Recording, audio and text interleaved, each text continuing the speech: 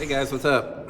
Welcome back here to today's edition of Intuitive Angling, and really appreciate you guys making some time to check today's video out because we have some more information on the case against well-known spotlighter Ben Milliken on his arrest for tournament fisheries fraud a couple of months ago. Some new information has surfaced on that in my opinion is more than likely going to wind up in a conviction in this case, so we're going to get into that in today's video.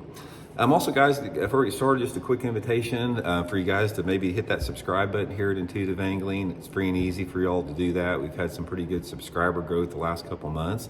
And also, if you want to go further, you can become a channel member of Intuitive Angling by going to my homepage, click the join button there. I'll also link the membership link in the description of this video. And members get private videos every week that aren't seen by the public and some access to my email address for your questions. So really appreciate that.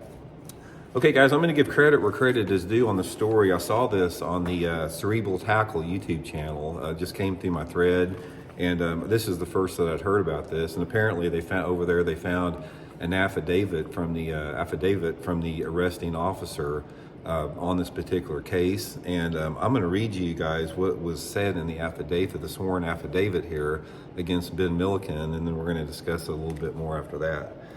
Okay, so anyway, in this affidavit it says, I state game warden, and they redacted the name, reviewed a list of anglers that checked in a share of the lunker bass into the Texas Share Lunker program.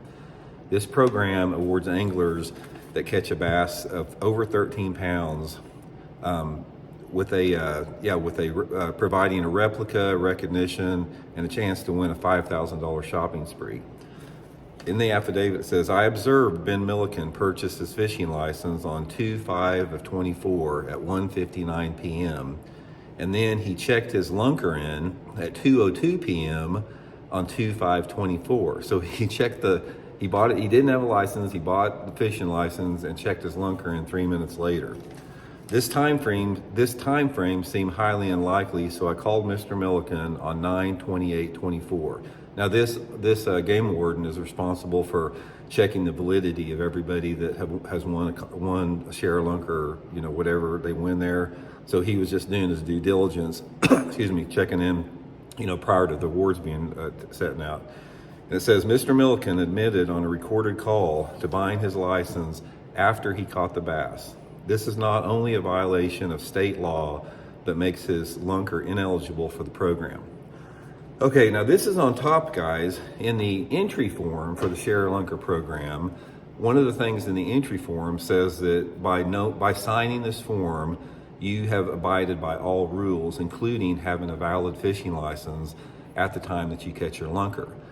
So anyway, in this situation, Milliken signed the form. He signed the release on there. He did not have a fishing license, and he knew it. He had the lunker, he went and purchased a fishing license, and then tried to enter the fish after the fishing license. And he said it was a mistake. He said this was just a communication mistake. I don't see any communication mistake whatsoever. That's pretty blatant, in my opinion, because everything is about intent.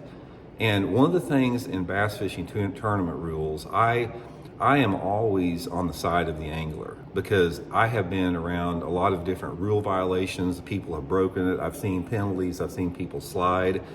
And in my opinion, when you're talking about assessing a penalty against somebody that breaks a rule or a law, it is all about intent. If somebody honestly made a mistake, let's say for example, somebody, went underneath a bridge on plane and he honestly didn't see the sign that said no wake only. That should be a consideration. But when something like this, when you knowingly violate a rule and you knowingly violate, a statute, the penalty should be assessed differently. In my opinion, I don't see, unless he hires an army of lawyers, I do not see how he gets off with this situation without some type of a conviction on this charge. Now, they may plead it down to something lesser. You know how lawyers are, how they can do that. We've seen how, politicians abuse our legal system all the time to their own benefit. So there's no telling what's going to wind up. But, from the affidavit from this arresting officer here, I don't see how anybody gets out of this. So It just speaks to a bigger picture of integrity here, guys. And like I said, integrity is all based upon intent. People know what is right. People know what's wrong. I mean, you know that internally. You don't have to have somebody tell you that. But I just want your guys' opinion on this, okay?